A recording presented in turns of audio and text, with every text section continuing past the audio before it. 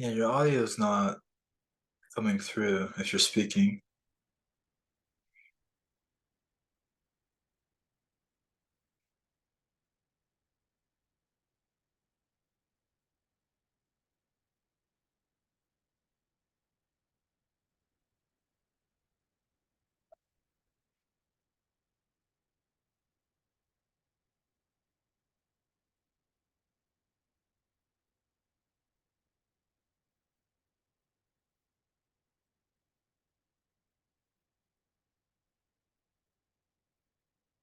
Let's see now. Um, oh, I still can't hear you.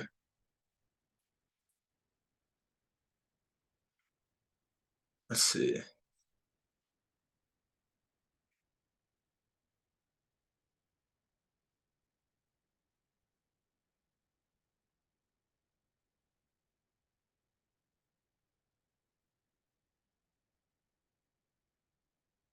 No, I cannot hear you.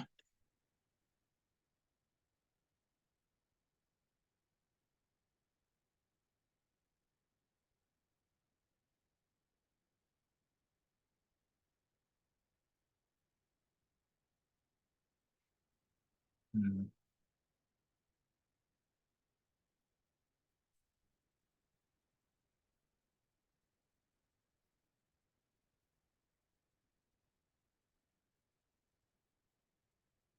Yeah, I'm not sure what's happening either.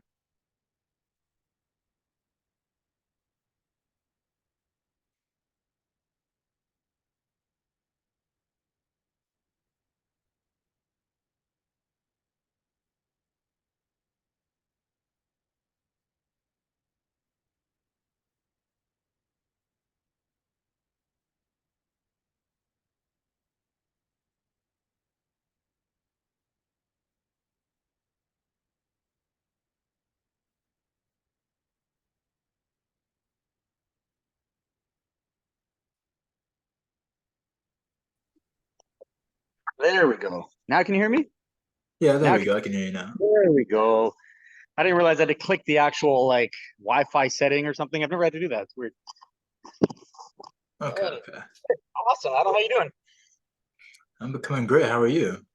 I'm always good. I live in a video game VR futuristic world, so my days are pretty awesome. I'm happy to hear that the story that you're developing here with the narrative. Like, I was doing some research and I don't understand enough about virtual reality because the technology is beyond like what I imagined. So if you can explain to me like what you've been working on and so the audience can understand as well, that'd be great. You can introduce yourself. So I mean, I never really wanted to get into VR as much as I am now. It was just a natural progression with technology and video games through my entertainment center. So I built a fitness gaming center. Was hosting parties and again video games, bowling. We had guns that shoot Nerf balls. And then as VR kind of became more mainstream, I started dabbling in it. I bought a headset or two, and then I started introducing that to just the general kind of consumers in my space, and realized that they were blown away by what I was putting them in. So that led me down this rabbit hole of, what else can I give them? What other experiences? What other headsets? To the point now that I probably own over 30 headsets. I can travel with them. I share them with everyone and anyone I can possibly find, kids, adults. The secret that I found though is that most people come to me not knowing what they're going to do. They think they're coming for a party, and then I put them in VR. So I'm sharing VR with so many new users and getting to understand how they adapt, which gives me an advantage over most VR centric businesses because they're selling to VR users. And there's not enough VR users on the planet to justify a business right now in a commercial space. Most VR arcades, they go out of business. There's just not enough customers in a city. So for me, we kind of package it with everything else that we do. So basketball courts, and then there's VR rooms, there's Xbox rooms, Nintendo rooms. So all the video games that have ever been created for every demographic in one space. So VR for me though, because there's so many different experiences and avenues, the limitations are endless. The technology is only getting better, and the more people I share it with, the more users I create within my network. So it keeps them coming back, and I'm really educating them on how to use the technology. So it makes my business run more efficiently because they know how to use my product. I don't have to rely on staff. There's no damage to my product because they're taught how to use it responsibly. Where most entertainment based businesses that deal with kids, they break things every day because the kids aren't taught how to treat it with respect and how to handle it. So I've been fortunate that I very hands on. I host every single person that walks through my door. So most business owners that deal with parties and events, they don't get to see everybody, but I do. So the learning aspect has been phenomenal for me. So now I'm at this huge development stage where I'm creating these what I call meta centers. So they're, let's say, 50% VR, 50% everything else. So again, sports that are digitally enhanced with interactive walls, scoring systems, regular, PC gaming, Xboxes, all that kind of thing. And then tying all that back to esports and community organization and kind of getting people out of their home and play together in a physical space or online through my network in a safe, controlled environment. Because I'm sure it's not a safe world out there, especially for kids. The toxicity, the language, it's really, really bad, and it's only getting worse. So before it gets past a tipping point where there's been so much damage done to the younger generation, that's where we need to start really thinking as a community and start building these centers for all the kids and again the teens, so there's somewhere safe again before we go past end of no return. So, but you've never done VR, Adam, or what? I'm sure you have. I'm not familiar with virtual reality because the way I grew up in like esports back in 2017 when I got started with my first company in Chaotic Convergence Gaming, I was doing like events in terms of like League of Legends scrims, and then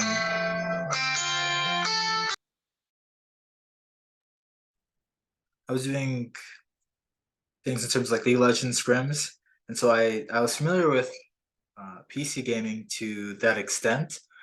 And then when virtual reality was introduced more into like the Asian market and let's say like Southeast Asia especially, I had no idea that this was going to be something which is going to be introduced into America because I was always thinking like there's no way people are going to uh, have mass adoption for VR because people just don't have familiarity with the technology. Like I had been familiar with like League of Legends and the computer, and I had had all these different either events or coaches or people who had different things that I could create around League of Legends ecosystem. That wasn't something that existed in virtual reality yet. And so I couldn't build a business model off of that. As you were saying earlier, there's just not enough users that would go to a VR, like LAN Center, for example, in a city.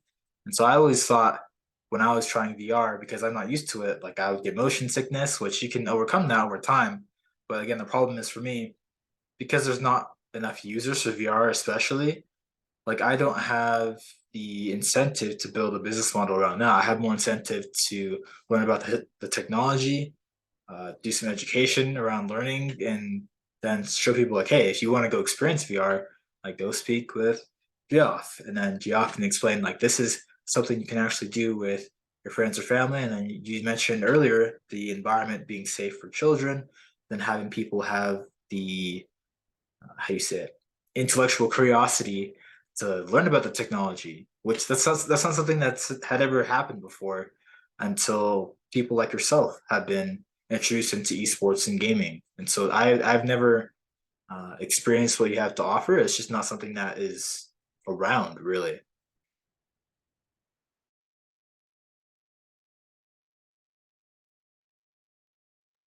Oh, your audio isn't picking up here if you're speaking.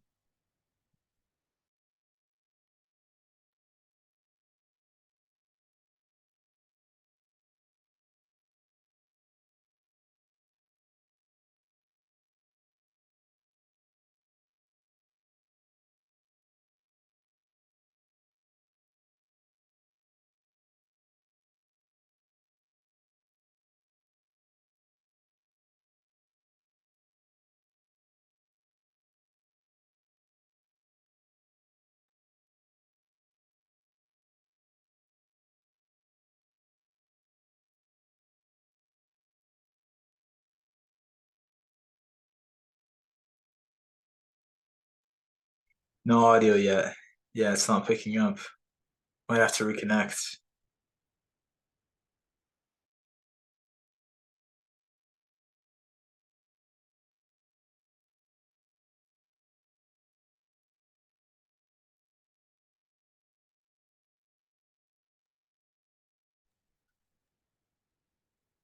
Yeah, no audio. So let's see.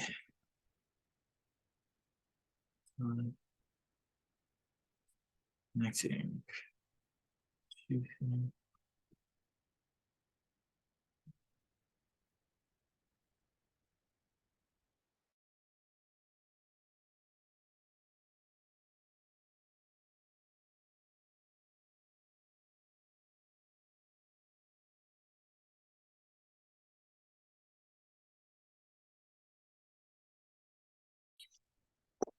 Now can you hear me? There we go. Works now.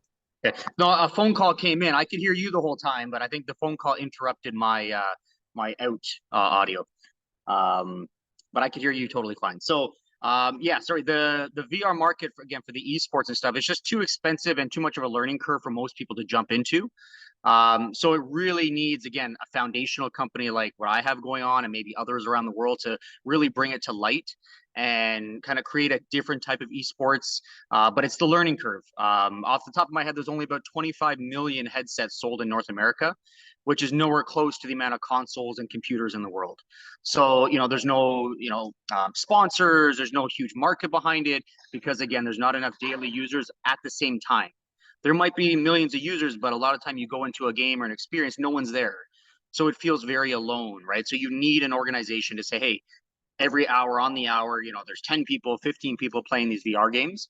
And a lot of the issue with VR is like bandwidth. You need even more bandwidth, I find, than computers. So the infrastructure that we have in the internet in cities isn't strong enough. I have multiple internet lines just from my facility to run my headsets because of that lag, and they're so immersive and so much going on. So again, over time, as the infrastructure, the grid network kind of grows, that'll change. But right now, it's more the education. You can still hear me, right? Yeah, I Still can hear hear me? you. Okay. So yeah, so right now it's a huge influx of educating the community, building the network, having people sign up and learn about the system so that they can not have motion sickness, like yourself, and really talking to experts and as to the stepping stones to become an expert at it. A lot of people will come to me and they're like, "Oh, I hate VR. I was on a roller coaster. I felt sick," and they've never tried it again. And that's not what VR is about. VR isn't sitting in a pod and feeling emotion and roller coasters. That's so basic. That's so 10 years ago. When really it's so much more. It's education, it's job training. There's so many different layers to what VR has to offer. And the more that people start integrating it into the day-to-day life, the more it will become, in my eyes, probably bigger than the esports world right now, because of all those different levels of connecting people. And again, the realism. Imagine you could become, I mean, there's games like Fortnite, right? When you're the character building with your own hands, it's unbelievable what the feeling you have. When you drop in from the ship and you're looking down and you're pulling out your gun, that's next level gaming. And you're building that physicality. I burn on average about 1,000 calories an hour in VR. How many calories do you burn holding a controller in your hand, right? Like Yeah, it's maybe a few hundred calories. So that's the exactly. maximum you're gonna get per It's day. next level. So again, when you can kind of start integrating that into kids and teens, you avoid all the issues that are so focused around esports and health and working out and exercise, and all those things are eliminated. You don't have to spend additional time doing those things because you're already doing it while you're playing the game. So it's pretty neat. Again, the new world that's being created. Devices are getting cheaper, but it really needs, my history, my experience, and for me to say partner with other companies to help spread the word, because it's not being done well enough. And most of the headset creators, Meta, HTC, PlayStation, they sell to the home-based market. No one's really selling to the communities. So a lot of parents, those are the ones buying the headsets for kids, think it's another console. They don't want their kids in their room playing with strangers all day and night. So it's there's a scary world out there, and then there's a different alternative, and that's really what I'm hoping to create with But I with see. medicine. Yeah. what I see going forward is you mentioned in the details earlier the investment partners. So the way I see it, the way to grow this platform wouldn't be so much trying to, I guess, they say adopt new users. I don't think this is a user acquisition problem because there's just not enough users, as you mentioned earlier. I think the research, the data points, knowledge, and information you actually have, it points towards there's just not a good fit for the actual market of esports and video games. I think it's more of less video games and esports and more about how do we get a, let's say if you have Coca-Cola working with let's go with a company like Nvidia, right? They have artificial intelligence and machine learning. Nvidia needs to get Coca-Cola to do a sponsor placement, and so they're going to have all their technology, everything set up at a booth, maybe at PAX East or West, for example, right? And then you can get all of that stuff supplied by a technology company, Nvidia, and then you can also have Coca-Cola do all their product in terms of ad placement, etc., at the booth because they supply as well. And so you have to think there's not even enough users to do that with virtual reality. Even if you have the 10, 15, 20 plus headsets that you have, the 25 million or so users in virtual reality, like that's not gonna put food on your table for the next 100 years when you're building your empire. You have to think about the next one, two, three, four, 5 generations of virtual reality. People are going to do things like game developing, right? When they're burning 1,000 calories developing games, like, don't you think that's going to be a bigger incentive for Nvidia to get involved, a bigger incentive for Coca-Cola to be involved, rather than just focusing on esports, where you might have, let's say, for Riot Games specifically, esports is a way that they can market their games, their ecosystem. It's not supposed to be profitable. Esports isn't about winning games on a screen. Mhm. But the next version, right? The next generation, right? Maybe, do you have children? Yep, 2 children. So your children, right?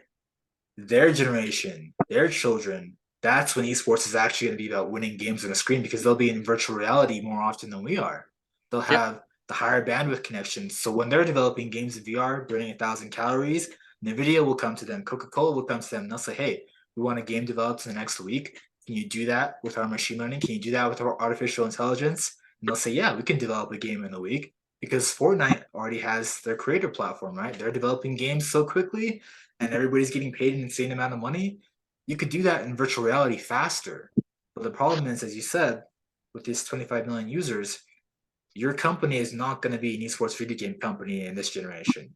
It's going to be a company more centered towards how do we build this foundation, right? A platform where instead of just focusing on acquiring users, we can start to develop better thinking models, right? A better process and system where companies like NVIDIA, Coca-Cola can start to invest in your children's future, their education in virtual reality, right? So you're not aiming at gamers like me, right? Someone who's doing business development in esports or gaming. You're aiming at these mega corporations, 1 generation, 2 generation, 3 generations later, when your children's children are working in virtual reality full time, right? Because then all the problems that you're facing now aren't going to exist. There's going to be way more than 25 million users. Yep. There's going to be way more infrastructure. There's going to be way more funding opportunities. And so you might think right now, investment partners sound great, but the problem is these mega corporations either don't know you exist with your platform or they don't see the long-term return that you're going to get from your children's generation, right? Where they're going to start developing games faster Mhm. in those environments where you don't have to be sitting down at a laptop or PC. You can be developing games as you're walking around in virtual Yep. reality in the future. Like there's no reason for you to be just sitting at a desk all day in virtual reality. You know that. And Yep. so you can be more mobile with your art with your actual target audience instead of focusing on gamers Mhm. and the business people like myself right now. Just aim for 1 or 2 mega corporations that you want your children to be working with within the next 2 or 3 generations. Be like, hey, I want you guys to aim for an NVIDIA partnership. By the time you're 25, we'll have the partnership secured. We'll have the development opportunities for video games. We'll have an education platform that you can own. We'll have, preferred stock for you because you're going to be developing these new models of learning and building games. And then you can have a company for your children where their platform is sustainable and it's profitable. And not only is it safe, right, because it's going to be an ethical platform that you can regulate. Yep. Because right now, as you know, in esports, right, it's not really regulated at all. No. So you can solve all these problems for your children. The problem is you have to solve them in the future, right? These are problems that currently they're not going to exist in the future for your children. But right now, for you and I, like we can't solve them just because there's technological hard limits to what we're capable of. And as human beings right now, right, we're not intellectually curious enough about what you're building. And so that's why I was saying, don't even think about video gamers or esports people like myself. Think about NVIDIA. Think about Coca-Cola 1 to 2 generations from now when your children are growing up, when they're 25, and how do you secure that partnership? Mm-hmm. Yeah, that's I mean, super, super awesome stuff there. That's one big partner that we have is LA Fitness, because they're very interested in the virtual kind of exercise space as well as gaming. They know that all their members are also probably gamers, right? A lot of male-centric teenagers to 30-year-olds. So we're building our first grid inside LA Fitness as well to start that chain of mass expansion across North America. So having that partnership now will solidify the future. It'll open those doors to NVIDIA, Coca-Cola, et cetera, because they're like, wait, you got a big brand like those guys from day one. Okay, what have you been doing? So, I see huge potential over the next couple of years. One thing that I'm doing, that we're doing, is it's not just the esports in VR, it's home-based esports. Because of my physical location, it gives me that advantage over any other player in the esports because I have trust.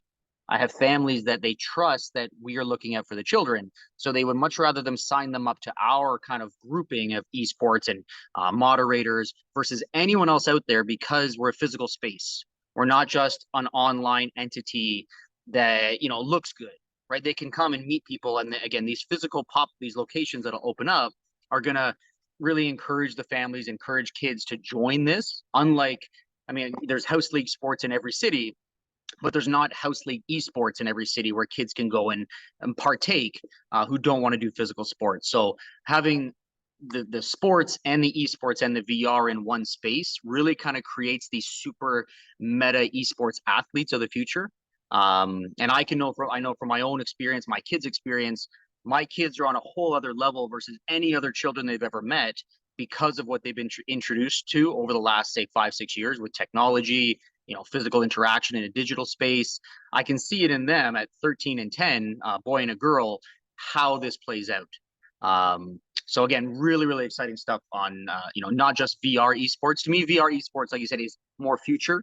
It's definitely not something that I'm kind of focused on now.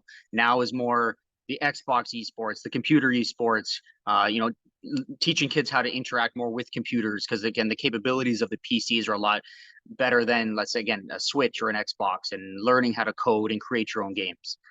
So that's what these meta centers are, is really a new tech, because schools, they don't have the funding to create PC labs and VR labs in their schools. So we will have a meta center in every city, almost for every school. Thousands of kids will come here to get their education. So we have an education partner where you can learn from home. My kids are fully homeschooled through this system. So again, that future is endless at what we will do. The VR esports is exciting in the future, but it's really not even the focus. The focus is more everything: technology, gaming, experience. Everyone becomes a creator if they have the right tools and the right mindset. So yeah, so super exciting stuff there. But I love the idea of, again, reaching out to like the tech partners and those kind of guys to put the seed and plant for the future. Yeah, so I hadn't really thought of it. The way I want to express this to you is because for me, when I'm speaking with investors and these sponsors, like they can't predict the value of what you're creating because they just can't project into the future, right? Because your kids, right, their understanding of technology is so far ahead of what other children are experiencing. And so you can't always communicate that to someone who's never experienced it, right? There's just not the right vocabulary, there's not the right vernacular. And so you have to get people to your physical location And Yep. so that's one hurdle, one roadblock you're going to have to overcome using virtual reality online. You might want to think about developing some type of application or something where your children in the future, right, they can say, look, I'm learning in virtual reality. This is something any child can do, right? Once those bandwidth requirements are met in the future, your children will explain to other people and their children, this is something where you can put your children in this facility that we have. It's safe. We'll have the environment for them to learn. And even if they're not homeschooling using this technology, right? We can still bring them to this environment that's safe, where, as you said, you have built that trust where other people don't have that trust, right? They don't have that kind of validation for the business model where your own children are safe in this environment, right? Your own children are able to go and grow as other children cannot because they don't have access to the facilities or they don't have access to the knowledge that your children have. And so you want to think about in terms of growing and scaling with investment partners, where can you start to connect the dots between their family, right? Their family and their ecosystems that they're involved with in education and start to integrate what your children are experiencing along the way, because it might not be somebody buying, 20 headsets today and then building a facility like you are. They might just say, I want to buy a headset for my child and let's see where this goes a year from now, right? So how Yep. can you build that ecosystem for some of these sponsors and investors for their families and their children, especially, so they can continue to learn and grow and gain that experience that your children have? Because that's where I see the long term uh, validity of this business model, where you can say it's not just a business anymore, it's a lifestyle, which is applicable to everybody. You can take this virtual reality, you can go exercise, you can go develop a game, you can go work on your homework, you can go, learn how to cook. Like, you can do anything you want here and you can do it in a safe environment, which I think that's the selling point, that as you continue to grow and your children continue to learn, this is something where the majority of people, they just won't understand it. Like, from my own perspective, I just Mhm. don't understand it well enough because I haven't experienced that virtual reality. I haven't had that safe location before. I haven't had that kind of learning platform before. I haven't had anybody who's been able to tell me, hey, you can burn all these calories and exercise in virtual reality while you're doing your work. Like, nobody's been able to provide that for me before. So I think that's where you'll be able to grow the most. Yeah. Yeah. Collecting the data really, again, helps kind of sell the future and validate that for sure. Yeah, super, super cool there. Yeah, on my end, I mean, again, just to let you know, the business side, it's not really a matter of getting investors to get to that next level. It's more just making them aware of what we're doing. And if they kind of want in on the ground level, it's not a necessity for the business to grow. It's not like, hey, we need $1 million from an investor because we can't get to the next step. For me, like, I have 10,000 members. Paying $100 a month is $1 million a month, but I don't need $1 million to operate the business. So we can scale very quickly. So again, that's the investor is more just it'll grow faster, having more money in the pot and more scalability and networks and things like that. But it's definitely not a need. Um, that's really it's more just this new aged opportunity for those people looking to diversify, looking for something that is more future focused, that is more tangible and has a years of a solid foundation. So that's really again where I see the future. I meet with a lot of different investors and different people all the time, and again they can't wrap their head around it. And I kind of again that's okay, and it's like it's not like we won't get there without them, um, because there's just endless opportunity, and because I have that history and the education in the community, it's it's almost too big to handle. But it's not too much for me because again, this is what I live and breathe, and this is all I do. I don't watch sports. I don't have friends. I don't do anything but this. So um, it's super fun and rewarding. And my kids are the biggest advocate of it. They can talk the business and sell the business to anyone. And people leave here, they go buy headsets because they've learned from professionals. So yeah. What city are you in, Adam? I'm in Provo, Utah. So when you asked me before about my experience with virtual reality, like, there's no uh set land center or like development platform like yours, where not only is it safe, right? Like, the centers here, they might have virtual reality, right? But like, you can't go there and have the same experience that you're providing and have it be safe enough for me to like want to work there full time. And I Mm-hmm. know that's uh, that's a very candid way of explaining like these centers aren't up to par, but it's the Yeah. truth, right? Like I can't send if I had children, which I don't. Mhm. If I had children, I wouldn't send them to these centers to learn full time. Like I can't trust them with my No, children's absolutely. education, and so this Yeah. is why I was explaining to you to have people experience what your children have experienced, right? That's the most amount of leverage you can have because you can start to build different worlds, right? Different timelines where your children, as you said, they can sell the business model better than anybody. So why can't you have that experience compound in the future, right? It starts to grow based off of, hey, there's one person who buys a headset, and your child doesn't have to say anything. They can just say, hey, come with me to the center, come Mhm. learn, see how we grow in terms of actually like learning through a course or something, or maybe we play some games. And like there's so many things where from the centers in Provo, we can't experience all those things. It's just not a reality. Yeah. Technology's not there, the bandwidth's not there, as you know, and people just don't have the same uh, the intellectual curiosity that you and your children have. And so this is kind of the way I see it for the future, especially.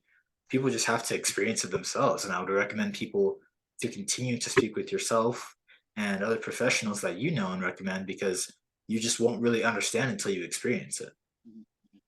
No, absolutely.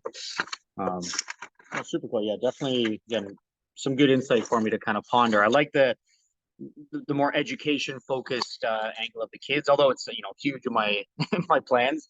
I think I need to bring it to the forefront a little bit just to help again spread that awareness. Um, so yeah, super cool there. Yeah, Um, the yeah. problem the problem you and I face, right, as we're older and we're familiar with video games and esports, the problem we're facing is that, as we say we don't have friends, right? We just do this stuff full time. The way your children will experience the future, right? They're gonna have tons of friends, right? Because virtual reality and these other platforms are gonna connect everybody. And so it's not gonna be you and I just working on our businesses, and then we go see our children, and they're going to be isolated in these, virtual reality pods, as you said earlier. That's not how it's going to be. They're going to have hundreds of thousands of friends potentially, which we can't imagine that because in our world, right, we have like 150 relationships maximum in our lifetime that we can actually remember and like Mhm. maximize the potential of. But their world is going to be completely different when they're grown up. Everybody's going to be connected, and so you want to think about it's not just the education side of it, it's the social aspect. Can you make it not a movement, right? This isn't a movement we're creating. It's a social responsibility. You want to think about it in terms of the way your children interact with other human beings. That's going to be the way of the future. Because once everybody's connected, your children aren't going to be the people who, let's say, they just log into Fortnite one day and start building a game or something. Like they're not just going to be doing that by themselves. They're going to be doing that with potentially hundreds of thousands of other people at the same time. And all those other people can know who your children are. They Yep. can know what games they develop. They can experience these games in real time, and they can collaborate. That's something where you and I we've never had that kind of connectivity before, and so that's something where it's not a social movement; it's a social responsibility to educate other people so they have the opportunities to experience these things that your children will be familiar with. Mhm. Yeah, super cool. No, I love it, Adam. Yeah, no, I think on my end, like, again, let's keep in touch and you know, anything that comes, I post stuff all the time. Again, I follow you now and I'll see your stuff and kind of put my 2 cents in wherever I see things pop up if I can be of use along the way. And again, vice versa. If there's anything that pops up there, if you see, say, hey, we want to open a center and we want VR, who's the experts and things like that. And, if they're looking at kids and education and stuff like that, definitely feel free to redirect them my way. Because for me, I don't need to own the whole pie. I just want to share the pie with everybody. Everybody's got to eat. And we got to fix the world together because too many, businesses and entrepreneurs, everyone's very focused on their own world and their own growth. So that world to me is done. We need to now, again, focus collectively, more starting at the very small in the community with 1,000 people and then just expanding outwards and then connecting those communities. So that's really my purpose and goal with the business. It's definitely not to make money, although the money's there. It's all floating out there, and how we redirect it just to keep scaling and keep revolutionizing. So, yeah, super cool. I agree definitely. The warning I want to get to people in the audience who are listening, you don't want to get into this kind of business and experience for the money. just because like the money's there, it does not mean you're going to be able to uh, collaborate with everybody the same way, because the way Geoff sees this experience for his children is different from the vast majority of other people who are creating VR experiences, right? Because again, most of them, they're not safe enough to just leave your kids there. It's not a reality. I don't want people to think that you can just bring your kids to many of these centers and leave their education and their future to these centers. I wouldn't recommend that at all. But GF has the right environment. He has the right peer group. He has the right education for his children where there is a safe space. So you need to understand there's different ways of thinking in these models where if you want to grow in this kind of business, you want to have this experience for your children, you need to start from that foundational level Geoff is talking about, because that trust that he's built, it's not something that you're going to earn easily. You can't buy it with money. So don't get into this for the money because you're going to end up failing. Absolutely. I can tell you the first 5 years, there's no money to be made anyway. It's not even a matter of, because you got to really build that network. It takes a long, long, long time.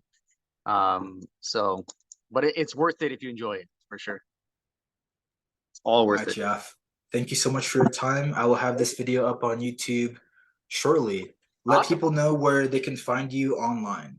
They can check out our website, thegridec.ca. They can check on Instagram, thegrid.ec, YouTube as well. I put up VR video gameplay, VR fitness videos that you can follow along with. So you don't even have to have a VR headset to enjoy VR, just to start dabbling and learning. And that's basically it. Facebook, anywhere you type in the grid, you type in, Canada, I'm sure you'll find me. And yeah, send me a message. Awesome. Thank you so much for your time, and Thank I will you. speak to you soon. Thank you. See you, bud.